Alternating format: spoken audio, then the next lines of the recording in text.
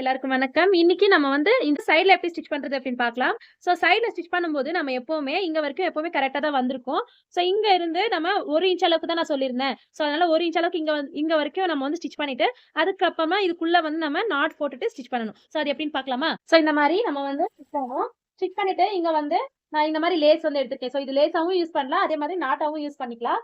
So இத வந்து நம்ம உள்ள வச்சுட்டு இதுக்குள்ள வந்து வச்சுக்கலாம். சோ இந்த மாரி ஸ்டிச் பண்ணும்போது நாட் வந்து கட்டுறது ஈஸி. இடுப்பு கிட்ட. சோ இங்க வந்து ஸ்டிச் பண்ணிட்டு ரஃப் அடிச்சுக்கோங்க. சோ இந்த மாரி ரஃப் அடிச்சுட்டு நம்ம லைனிங் வந்து இப்படி தள்ளிடணும். ஏன்னா லைனிங்கையும் கிளாத்தையும் சேர்த்து ஸ்டிச் பண்ணும்போது அது என்ன ஆகும்னா நமக்கு கண்டிப்பா அது வந்து உள்ள வந்து ஃப்ரீயா இருக்காது. சோ அதனால நம்ம வந்து என்ன பண்ணணும், லைனிங் வந்து உள்ள தள்ளிட்டு ஸ்டிச் பண்ணிக்கணும். இந்த மாதிரி ஸ்டிச் பண்ணிட்டு ரஃப் அடிச்சுக்கோங்க. இந்த கிளாத் மெயின் கிளாத் இருக்கு இல்லையா, சோ இதை வந்து உள்ள தள்ளிட்டு நம்ம வந்து இங்க லைனிங் சேர்த்து ஸ்டிச் பண்ணணும்.